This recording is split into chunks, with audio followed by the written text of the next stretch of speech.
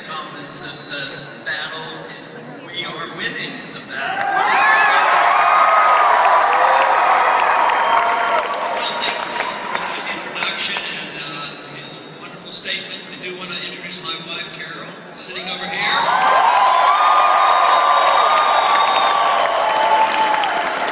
She's been up with me for 55 years, so she has to be pretty good. And we have my granddaughter with us, Linda. We have 18 grandchildren. You know, one of the rules that I have in campaigning for liberty, in and out of politics and education.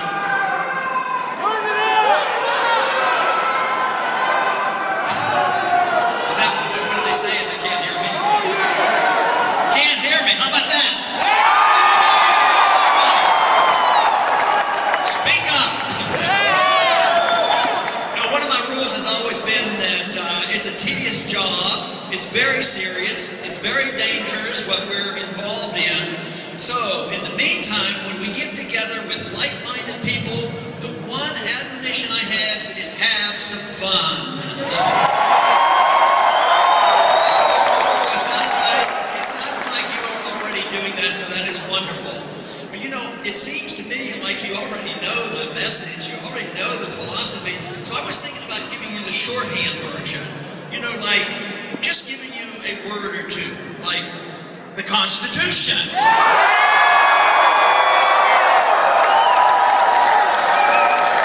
Sound money. And the Fed.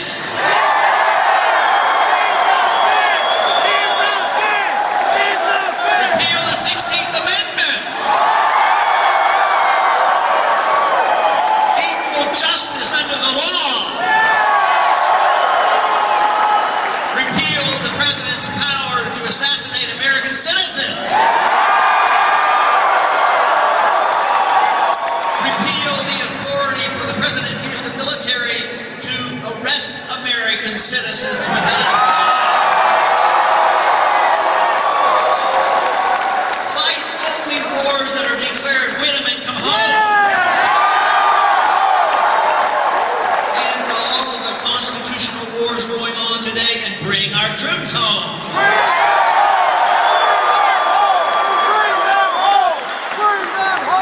Balance the budget. Repeal the Patriot Act. Well, that's boring. You don't want to do that. You want me to give a speech, don't you? No, it is wonderful, and we know what we have to do, and it's very serious. I have very good news for you, though. America is waking up.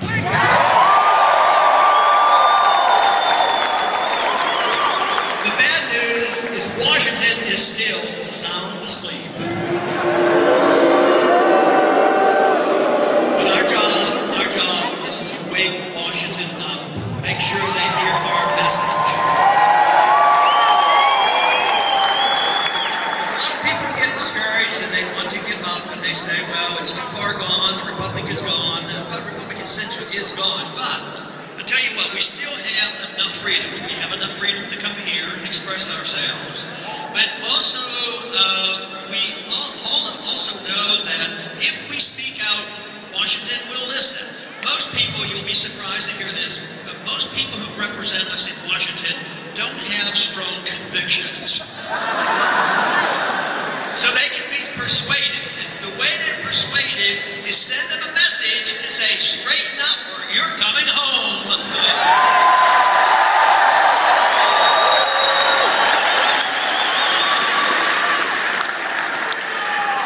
Take for instance what has happened on Stop Online Piracy Act. You helped to stop that. They took that off the calendar.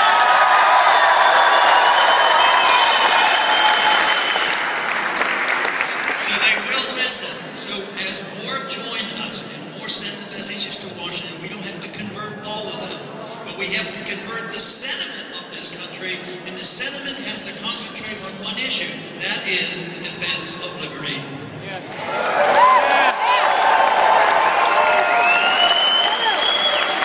We didn't get into this mess in one term,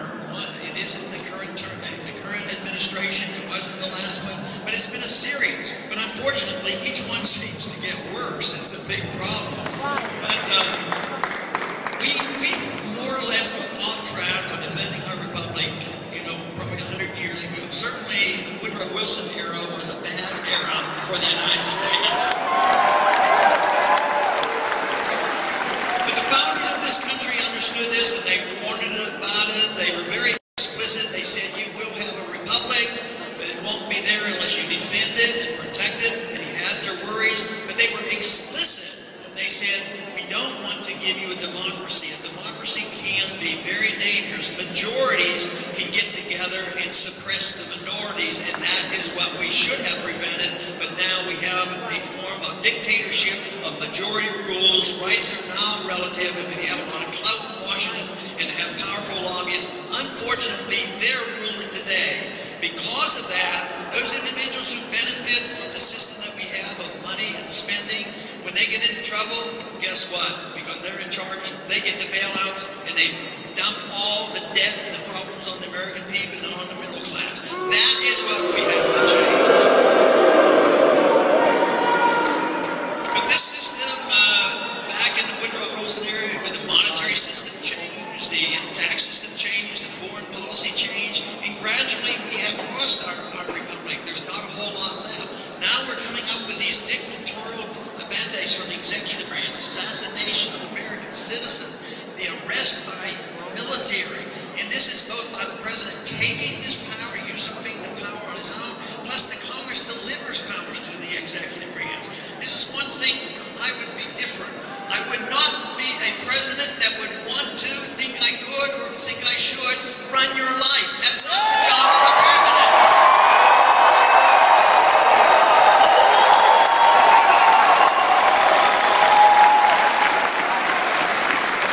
The number one job of the president, the oath he takes, is to defend the Constitution.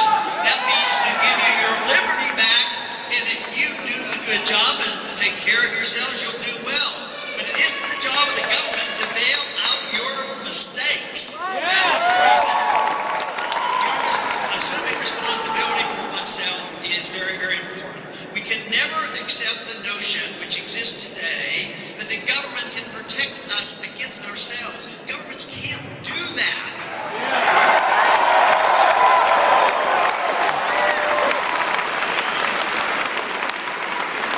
If the government accepts that role of protecting us against ourselves, that means the government has total control of our lives. We no longer own our lives. We no longer own our liberty. And of course, under those conditions, we no longer own the fruits of our labor. We should have a natural right to our lives, our liberty, and to all the fruits of our labor.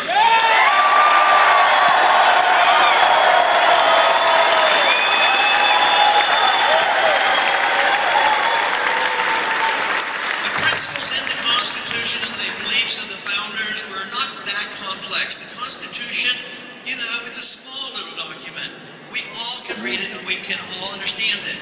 The truth is, the bills that we have in Congress, 99% of them are written, we're not one member in Congress has the vaguest idea what the bills are saying because they're written by others and they're so complex. It was easy, I admit. I couldn't understand them, but I had a rule. If I couldn't understand them or I had the slightest hint they were unconstitutional, it was very easy. Just vote no.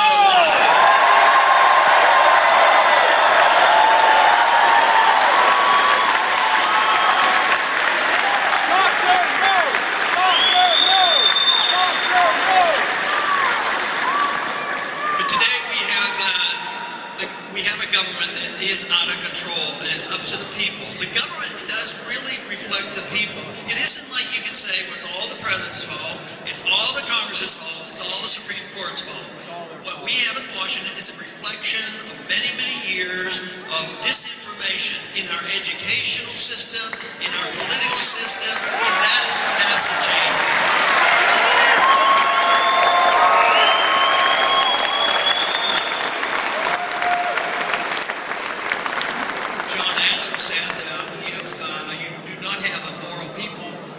Constitution won't help us that much. And in many ways, we have allowed this to happen.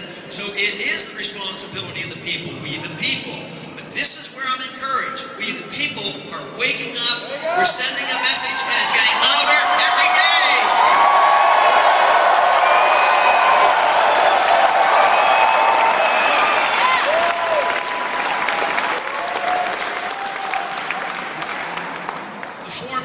policy of the founders were very clear. We should have a strong national defense. It was not a state issue to defend this country.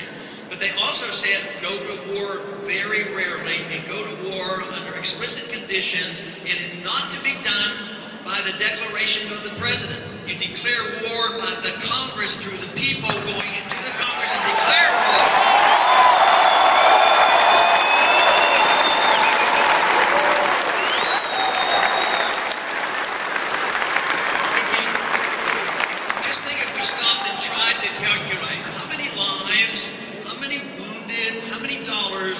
Saved if since World War II we had never gone to war because we never declared a war. Think how much more prosperous this country could have been.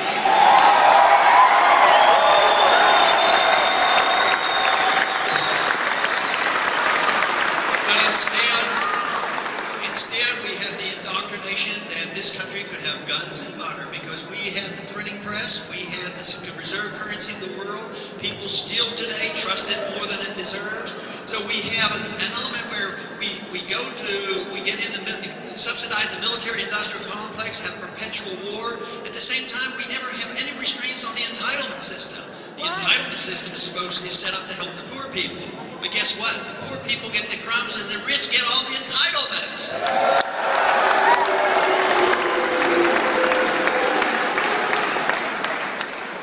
But the system will not last much longer because we are truly bankrupt. And this is the difference. In the past we've had our ups and downs, but it's different now than ever before because we are the biggest debtor nation in the history of the world. And at a time we were living off the taxes, then we started borrowing. It's too bad Jefferson didn't have his way and make a prohibition against borrowing.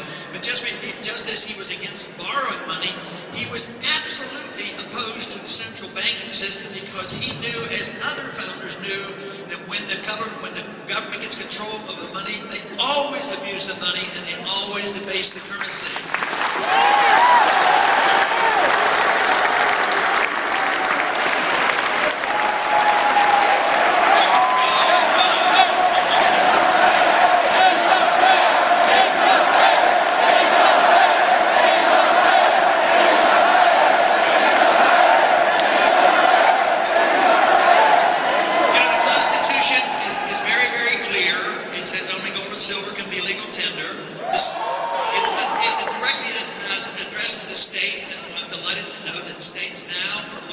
Resolutions on monetary policy since the states can't use anything other than gold and silver as legal tender. And there's also a prohibition against emitting bills of credit, which is paper money, and there is no authority for the Federal Reserve. So that would solve our monetary crisis, wouldn't it?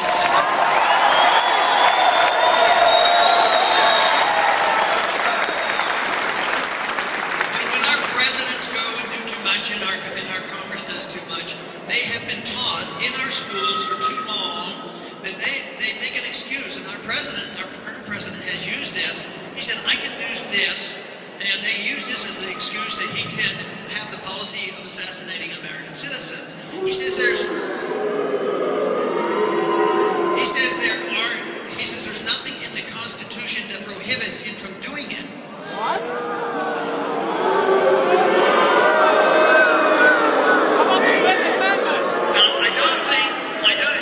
Constitutional lawyer to me. But I tell you what, it's very clear that's a dangerous notion, and many people hold this, and they make the case. But of course, the Constitution is explicit in saying what you can do, and what we don't explicitly tell you you can do, you're not allowed to do.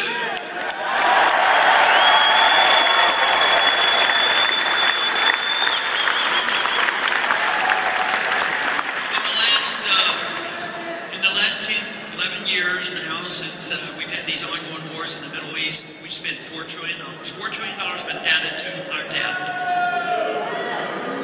And think of the other real tragedies that result from this. The real tragedy, of course, of the loss of lives and the loss of limb. The money is a big thing, but you know, if you add up all the wars, if you add up the contractors and the Americans over there, close to 9,000 have died. And if you look at those who come home, 44,000 have had severe injuries, so many amputations, blinded people, and they sort of, you talk about the poor falling through the cracks. How many veterans do we have that we are allowing to fall through the cracks? It's tragic to think of sending them off to these wars and forgetting about them. We need to reverse that attitude.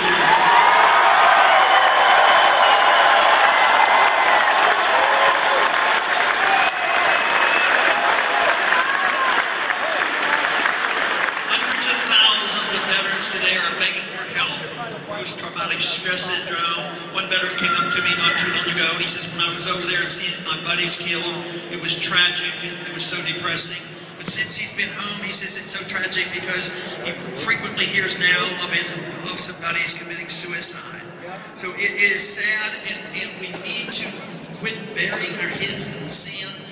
Wars like this are not justified, the cost is too high, and we need to change the foreign policy of this country.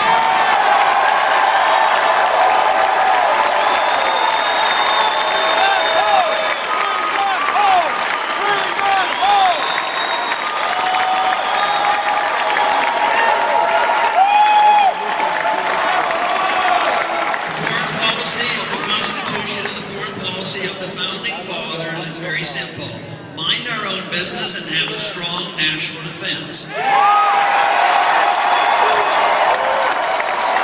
No nation building, no occupation, no policemen of the world, no subsidies to the military-industrial complex, which very simply means, with a constitutional president, the ships would immediately go to the Middle East and around the world and bring the troops home.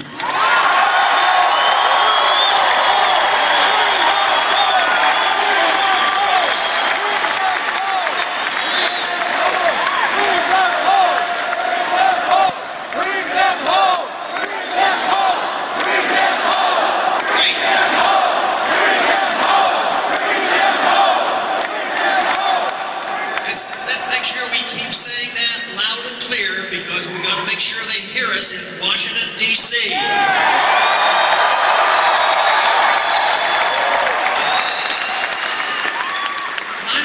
was a very difficult day and a period of time in our history.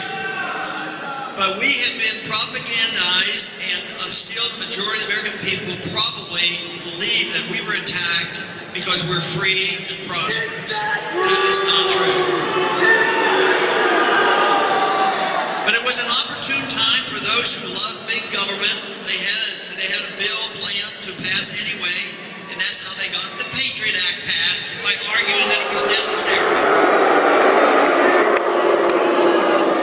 You know, when that bill was passed, I was talking to a member of Congress next to me, and I said, "Why are you voting for it?" He says, "How can I vote against the Patriot Act at times like this?" And I said, "Have you read it?" "No." "Do you know there's bad stuff in it?" He says, "Yeah, I know it." He said, "But how can I go home and explain this to my people if I vote against the Patriot Act?" I said, "Well, that's your job. Go home and explain it to your people why you did it."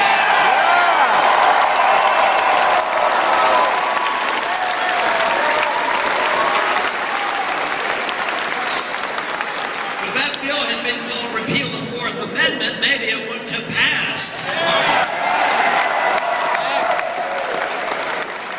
So when we have the opportunity to do something about it, when we introduce the legislation, the proposed legislation to deal with the Patriot Act, we shouldn't call it Repeal the Patriot Act. We should say, Restore the Fourth Amendment Act.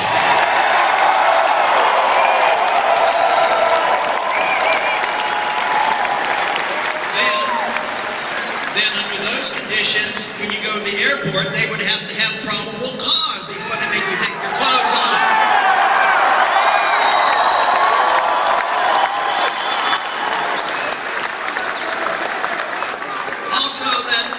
That was also the excuse they used to go into Iraq. But it turned out Iraq didn't have any Al-Qaeda. They had no weapons of mass destruction, and yet they had decided years before that Iraq had to go, and we had to have regime change. The first speech I gave against the war going into Iraq was in 1998, because they explicitly said that's what we're going to do. And That's what they ended up doing, but they used the 9/11 as the excuse to go in. So it is in times of emergency that we have to be the most alert to the attack on our liberties. When there are wars going on, people say, well, we have to give up a little bit of our liberties to be safe. Let me tell you, you never have to give up any liberty because of the pretense of being safe.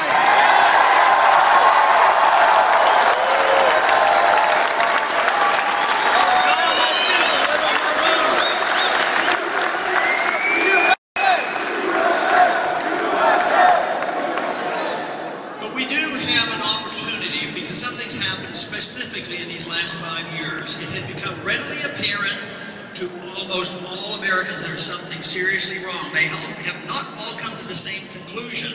We have Tea Party people out there expressing themselves. We have people occupy Wall Street. They're complaining, and I think there's a lot of anger and being upset. But can you imagine what will happen if and when the collapse of the dollar comes? That we will be, the world will be like Greece is right now. Angry people saying, where is my entitlement? Where is my entitlement? You can't cut anything. So this is what we have to try to prevent. But we have to re-educate ourselves. Entitlement sounds very good. Entitlement almost sounds like a right. Yeah, we're entitled to our life and our liberty. We're entitled to work hard and keep what we earn. But today, entitlement means you're entitled because you want something, you need something, you demand something. You're entitled to your neighbor's property. That's theft. We don't believe in that.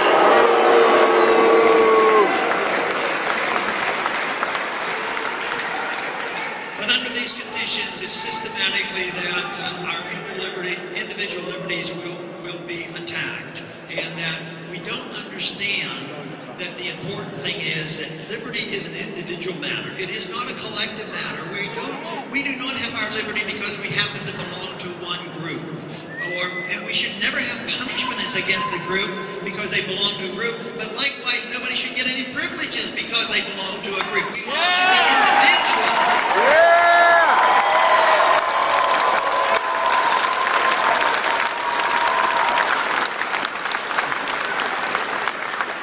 Today now, individual rights are being undermined and our rule of law is being undermined.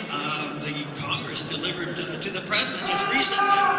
And he actually signed into law on January 1st the bill that says the military can arrest any American citizen without due process, without charges, without a trial,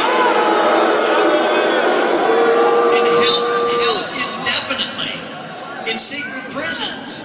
Now that, we do realize that we've slipped away from a true republic. We're into a much more democracy where the dictatorship of the majority comes. But now we're slipping into a fascist system where it's a combination of government and big business and authoritarian rule and the suppression of the individual right of each and every American citizen. That is what we have to reverse and get the people to agree with us.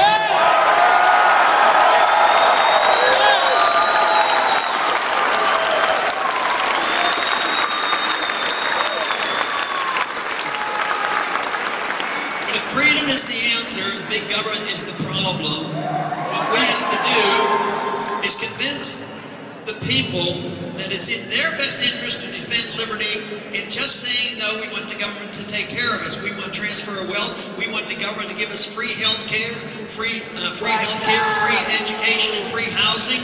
But right now, people are waking up. The government is broke, and they know it's ending, and something else has to come about. And over the many decades, we've been able to pull ourselves out because we weren't in such debt. Now we have a national debt and a foreign debt. The spending is totally out of control. Of all the candidates now running, and even the ones that aren't running anymore, not one single candidate has proposed actually cutting the budget. That's what we need to do, is cut the budget.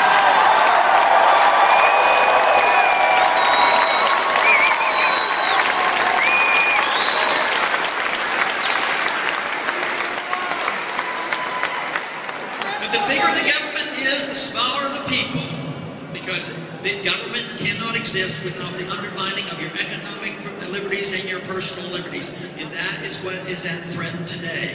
Because the government believes that they can regulate our personal lives, our personal lifestyles, and the government has no business doing that.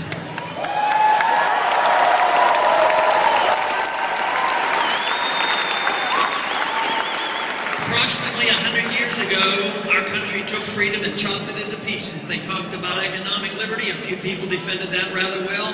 And then they had social liberties and personal liberties, and a few others would defend that. But we should bring people together and say the purpose of government is to defend social, personal liberty and economic liberty. They're one and the same.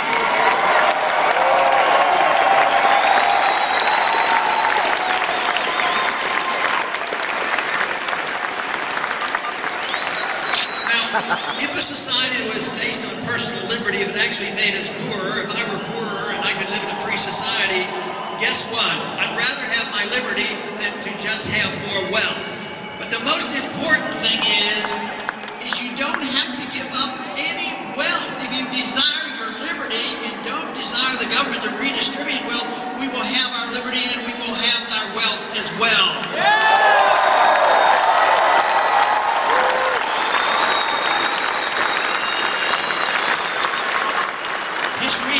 History has shown that the freer a society, the wealthier the society. The freer the society, the larger the middle class. The freer the society, the better the wealth is distributed.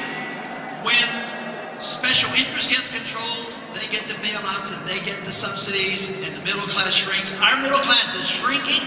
It's also getting poorer. It's also much more in debt. The debt that the people who are making a lot of money during the bubble formation, that debt was dumped on the American people. And that is why the middle class is feeling this. And the way the government does this, there's always a shrinking and a damage to the middle class with the destruction of a currency. But today the middle class is bearing the burden. And this is why the jobs aren't there. And this is why students are getting out of college and they have all this debt and they don't have jobs. It's a deeply flawed system and people are realizing this. So instead of saying, oh, throw up our hands, we can't do anything about it, it is the opportunity to come up with a better idea, and that is what we have, is a better idea.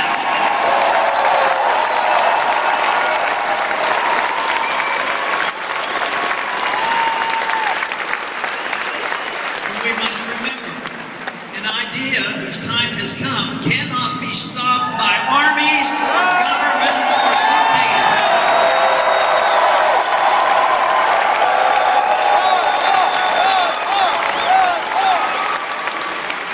But the wonderful side effect about a free society and defending personal liberty is the fact that we come together no matter how we might use our liberty. Because diversity would come together, not because we agree with everybody's lifestyle, or not because we agree with their religion, or not because we agree with what books they're going to read, but we come together because what we want is to make our own decisions on how we want to use our own freedom. So when we bring people together, it should be a diverse group of people. And this is why I'm always very pleased. Who knows, tonight we might even have a few people who don't even call themselves Republicans coming to hear the bookworm message of liberty.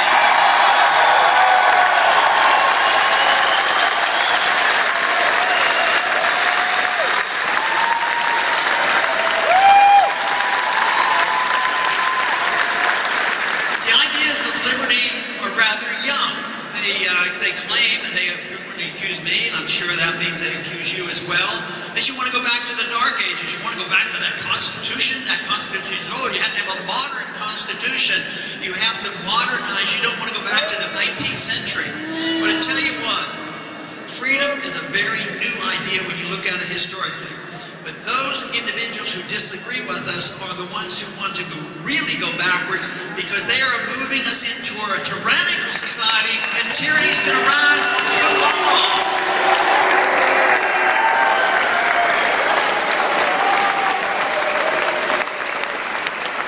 So the little bit of test that we had, which was a short period of time, and we've done so well, we had a great and prosperous society, and now it's under attack. And we've, at time after the prosperity came from the free society, we forgot about what produced the wealth, and all we did was fight among ourselves and go to the government, hire lobbyists to fight on the redistribution of wealth, and that lasted for 50 years or so, but it's different now. We no longer can afford the wars, we no longer can afford the entitlement system, the special interests, we no longer can afford this funny money system that passes out trillions of dollars and are prepared to bail out Europe. It's all coming to an end, and that's a blessing. It's a blessing because we have another answer.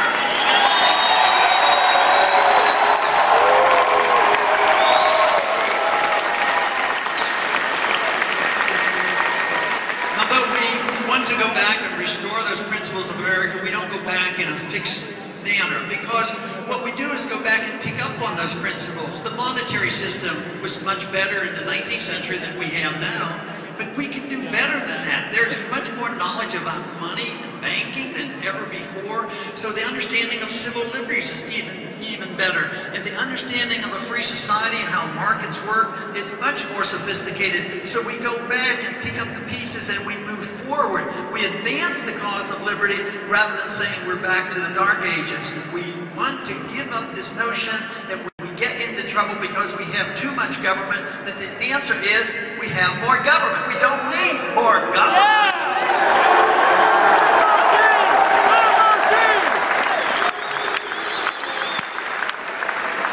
Of course, for me, we don't need international government either. We don't need to be going to war under the UN banner. We have too much federal government because the federal government was supposed to be small, and they reserved the rights and the powers to the states. And then we have too much government at our state level very often. We sometimes have local government that gets excessive. Ultimately, in a free society, the best government is self-government. That's the government that we want.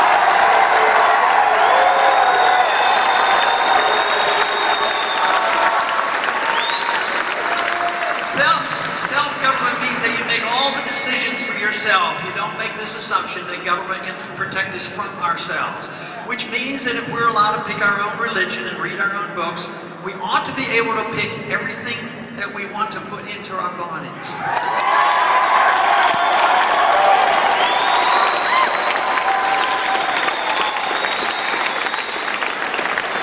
We would, in a free society, in a free society, we would even allow you to drink raw milk.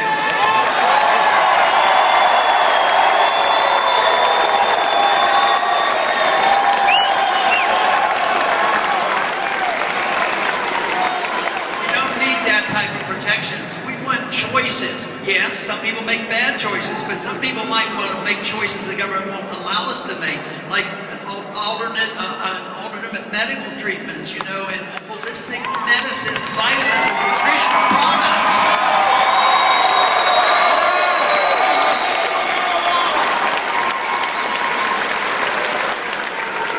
And that taking away of our liberty was all the consequence of the nanny state and the do-gooders that would say, well, you know, drinking alcohol was bad, so they tried prohibition. It didn't work, so they decided, well, we have to keep those bureaucrats and the federal police busy, so they decided we'd have a war on drugs. The war on drugs has cost us,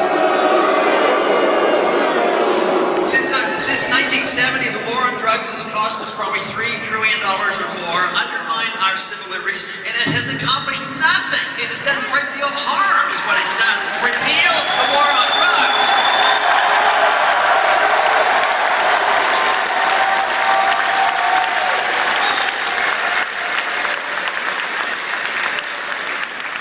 So the answers, the problems are there, the answers are there, they're not complex.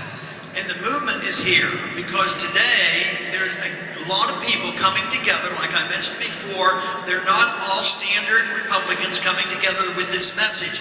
And at one time I was energized so much by the young people, and it does energize us. This whole new generation is interested in these values and this philosophy.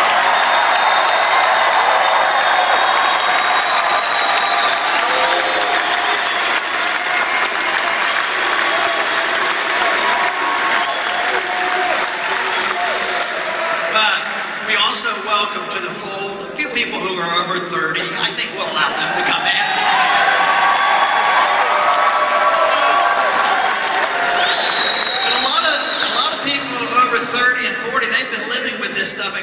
disgusted with it because they felt disenfranchised, and they're coming back into the fold.